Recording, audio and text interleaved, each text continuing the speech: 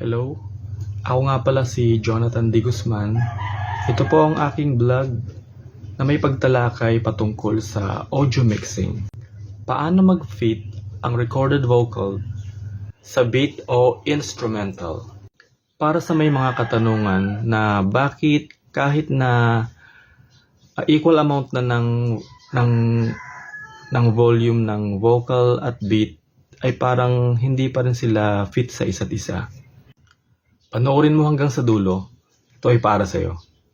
Pero bago ang lahat, meron lang akong ibabahaging salaysay patungkol sa kung paano ako napunta sa mundo ng audio mixing. Noong 2005, isa rin ako sa mga kabataang nahilig sa musika ng rap. Opo, isa rin po akong rapper. Kaakibat ng pagiging rapper, madalas ako sa isang recording studio kasama ang aking mga kagrupo at paghapong nagsusulat at pagkatapos magre-record ng aming mga katha. Isang araw, may nagpalungkot sa amin isang pangyayari. Biglang naglaho yung recording studio naming pinagre-recordan. Lumipat na pala sila ng bahay. So wala na. Wala na kaming mapuntahan kasi nag-iisa lang sa lugar namin yun eh. Kaya naisip ko, ba't di na ako yung mag-record? May computer naman ako. At ayun nga, hindi pala siya madali. Mahirap, masakit sa ulo. Mahirap kasi walang mga mapagtanungan, walang impormasyon na hindi katulad ngayon. Pero unti-unti, natutunan ko rin. Kaya eto na ako ngayon. Isa na akong audio mixing enthusiast. At yan ang aking maikling salaysay sa pagpasok ko ng audio mixing. Kaya tara, simulan na natin. Okay?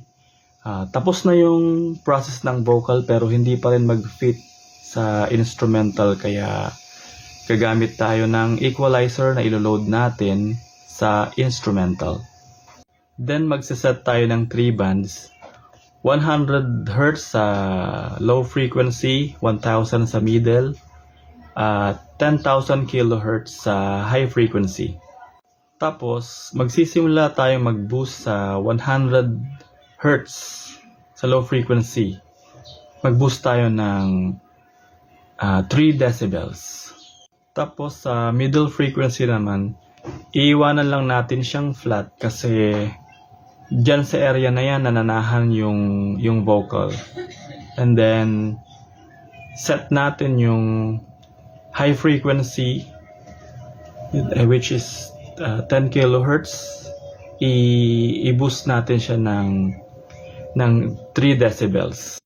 Tapos maaari natin siyang laruin hanggang yung low tsaka yung high hanggang sa 5 decibels na laruin natin siya hanggang sa maramdaman natin na yung vocal tsaka yung instrumental mag-fit talaga. At tsaka pwede nating idagdagan ng middle frequency kung pakiramdam natin na kailangan niyang dagdagan. Pero kung hindi, panatilihin natin na flat lang yung middle. At yan ang aking munting pagbabahagi. Sana makatulong at sana natapos mo itong aking vlog at maraming salamat hanggang sa muli.